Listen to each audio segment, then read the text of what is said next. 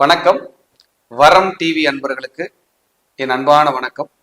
வரம் சேனலுக்கு தொடர்ந்து உங்களுடைய ஆதரவுகளை கொடுத்து இந்த சேனலை பார்த்துட்டு வரீங்க. நிறைய ஜோதிடர்களுடைய கருத்துக்களை வரம் டிவி உங்களுக்கு வரமாக கொடுத்து கொண்டிருக்கிறது. தொடர்ந்து பாருங்கள், உங்கள் வாழ்வும் வரமாக. என் அன்பான வாழ்த்துக்கள். இன்னைக்கு பார்க்க இருக்கிற தலைப்பு கர்ம ஜோதிடம், உங்களை அறியும் ஓர் பயணம். நிறைய பேர் பேச்சு வழக்குல பேசக்கூடிய வார்த்தை, என்ன கர்மம் பண்ணி பிறந்திருக்குன்னு தெரியல, இப்படி ஒரு பாதிப்பு எனக்கு, இப்படி ஒரு போராட்டம் எனக்கு அப்படின்னு பேச்சு வழக்குல சில கேள்விப்பட்டிருப்போம். யாராவது ஒருத்தர் ரொம்ப நோய்வாய்ப்பட்டோ ரொம்ப ஒரு மோசமான சூழ்நிலையில கிடக்குறாங்க அப்படின்னா, என்ன கர்மம் செஞ்சானோ அனுபவிக்கிறான் அப்படின்னு கேள்விப்பட்டிருப்போம். சிலர் கோபத்துல எல்லாம் என் கர்ம வேண இதையும் பார்த்துருப்போம். அப்ப கர்ம வினைகள் இதெல்லாம் எங்க இருந்து டிராவல் ஆகுது அப்படின்னு நம்ம பார்க்கணும். இதை எப்படி நம்ம தெரிஞ்சுக்க முடியும் அப்படின்னா, யாரெல்லாம் ஹாப்பியா கொஞ்சம் சோகத்தை குறைச்சு அதிக சந்தோஷத்தை நல்லபடியா பேசிக்கிட்டு வாழ்ந்துட்டு இருக்காங்களோ அவங்கெல்லாம் நற்கர்மாவில் டிராவல் பண்றீங்கன்னு அர்த்தம். யாரெல்லாம் எப்பவுமே போராட்டம், எப்பவுமே கஷ்டம், எப்பவுமே பிரச்சனைன்னு புலம்ப ஆரம்பிக்கிறோமோ அவங்கெல்லாம் பேட் கர்மாவில் டிராவல் பண்ணிட்டு இருக்கீங்கன்னு அர்த்தம். இதுதான் முதல்ல ஒரு சிம்டம்ஸ், நம்ம தெரிஞ்சுக்கக்கூடிய சிம்டம்ஸ். அது போக நமக்கு கிடைக்க வேண்டியது உரிய நேரத்துல கிடைச்சிக்கிட்டே வருது அப்படின்னா நம்மளுடைய நற்கர்மா நல்லா இருக்குன்னு அர்த்தம். கிடைக்க வேண்டியது எல்லாமே தள்ளி போகுது, போராடுறேன், நெருக்கடியா தான் இருக்கேன். உதாரணத்துக்கு படிப்பு, வருமானம், ஆரோக்கியம், அதே போல வீடு, மனை, சொத்து, சுகம், வாகனம், புகழ், கையிருப்பு, இதெல்லாம் கைவிட்டு போகுது, நிலையா இல்லை, போராடுறதுன்னா பேட் கர்மான்னு அர்த்தம். இதுக்கு போய் நம்ம ஜாதகம் ஜோதிடம் பார்க்கறது ஒரு பக்கம் இருந்தாலும் நம்மளுடைய நிலையே நம்ம நல்ல கர்மாவில் இருக்கிறோமா கெட்ட கர்மாவில் இருக்கிறோமான்னு உணர்த்தும். இதை நம்ம சரி பண்ணிக்கிற வேலையைத்தான் இந்த கர்ம ஜோதிடம் சரி பண்ண முடியுமா, அந்த கர்மா அந்த வேறு எங்கிருந்து துளிர் விட ஆரம்பிக்குது, எங்கிருந்து பயணிக்க ஆரம்பிச்சிருக்கு, எந்த தலைமுறையால நமக்கு பிரச்சனை, எங்க போனா தீர்வாகும், இல்ல அனுபவிச்சு அப்படியே கழிக்கிறதோ கர்மாவா, இல்ல இதனால இவ்வளவு இழப்புகளை நம்ம சந்திக்கணுமா, இல்ல அடுத்தடுத்து இதை பண்ணும்போது அந்த கர்மாவில இருந்து நமக்கு விடுதலை கிடைக்குமா, இதை முழுக்க முழுக்க அறிந்து ஒரு நற்பயணம் செய்யக்கூடிய விதிகளை உள்ளடக்கிய ஒரு சூட்சமம் தான் கர்ம ஜோதிடம். இந்த கர்ம ஜோதிடத்தை தான் நம்ம வகுப்பா எடுக்கிறதுக்கு இப்ப முனைப்பா வந்திருக்கோம். நிறைய பேர் கேட்டிருக்காங்க, கர்ம ஜோதிடத்தை பத்தி எங்களுக்கு சொல்லுங்க, என்னன்னு நாங்க தெரிஞ்சுக்கிறோம். அப்படி நானும் கைதேர்ந்த ஞானி எல்லாம் கிடையாதுங்க. நான் கிட்டத்தட்ட 15 வருடமா அந்த ஜாதகம் பார்க்கிறேன், ஜோதிடம் பார்க்கிறேன். அப்ப இந்த 15 வருடத்துல எனக்குள்ள ஒரு சின்ன அனுபவம் கிடைச்சிருக்கும். அந்த அனுபவத்தை உங்களுக்கு ஷேர் பண்ணிக்க விரும்புறேன், அவ்வளவுதான். அந்த அனுபவத்தினால ஒருத்தர் எங்க கஷ்டப்பட்டிருக்காங்க, என்ன கிரகங்கள் எல்லாம் அவங்களை துன்புறுத்தி இருக்கு, எங்கையெல்லாம் அந்த கர்மா துளிர் விட்டு வளர்ந்துருக்கு, எங்கையெல்லாம் இதை சரி பண்ண முடியும் அப்படிங்கிறது தான் இந்த கர்ம ஜோதிடம் சொல்லும். இது 2 கேட்டகரியா பிரிக்கிறோம். ஒண்ணு பிறந்த ஜாதகத்தை வச்சு கர்மாவை சொல்றது, பிரசன்னத்தை பார்த்து பிரசன்ட்ல இருக்கிற நிழல் கர்மாவை சொல்றது.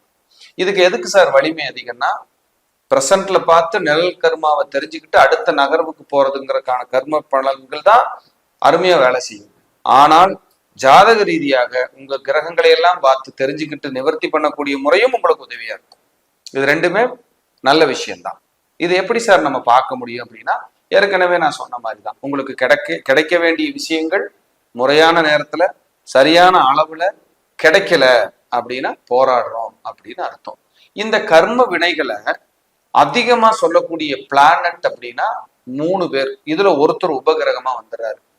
ஃபர்ஸ்ட் ராகு, கர்மாவோட ஒட்டுமொத்த அதிகாரி ராகு தான். அதுக்கப்புறம் சனி, அதுக்கப்புறம் மாந்தி. இந்த 3 பேர்த்த வச்சுதான் இந்த கர்மானா என்ன, கர்மா எங்கிருந்து டிராவல் ஆயிருக்கு, அடுத்த கட்டத்துக்கு அது எப்படி நகர்ந்துகிட்டு இருக்கு, அதை எப்படி பிரேக் பண்ணணும், இல்லை எப்படி குறைச்சிக்கலாம், இல்ல எப்படி சரி பண்றதுக்கான முயற்சிகளை நம்ம ஈடுபடலாம்னு அது சொல்லும். அதுக்கப்புறம் இது கர்மா, அதாவது கர்மாவை ஜென்ரேட் பண்ணும். ஒரு ட்ரீ சார்ட் மாதிரி போட்டுக்குங்க. ராகு, சனி, மாந்தின்னு ஒரு ட்ரீ சார்ட் மாதிரி போட்டுக்கிட்டு இதுல இருந்து தோஷம் ஜென்ரேட் ஆகும். எப்படி ஆகும்?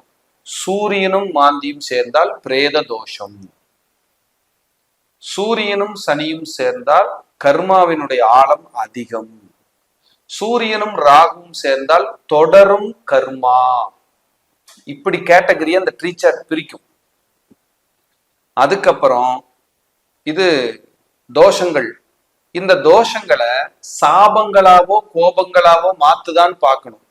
அப்ப ராகு, சனி, மாந்தி, சூரியன் 5ஆம் இடம் 9ஆம் இடத்தோட 8ஆம் இடமோ 12ஆம் இடமோ கனெக்ட் ஆகும் போது, அல்லது செவ்வாயோ சனியோ கனெக்ட் ஆகும் போது மல்டிபிள் பண்ணுது தோஷத்தை.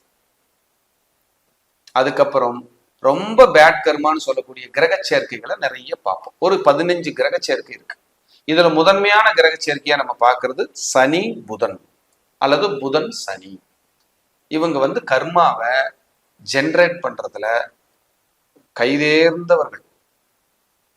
ஒருத்தர் ஸ்கின் தொந்தரவு ஸ்டார்ட் ஆயிடுச்சு, நரம்பு பிரச்சனை இருக்கு, பேச்சு திக்கி பேசுறாங்க, வேகமா பேசுறாங்க, பேசுறதே புரியலினாலும் அங்கிருந்தே இந்த புதன் சனியோட கர்மா ஸ்டார்ட் ஆகுதுங்கிறதுக்கு உதாரணம் அதெல்லாம். வீட்டுல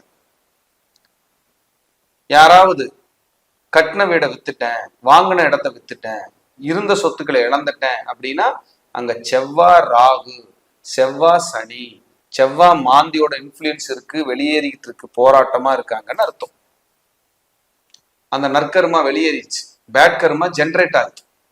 அடுத்தது பிரேத தோஷம், சூரியன் மாந்தி. பிரேத தோஷத்துல நீங்க ஆழமா இருக்கீங்க.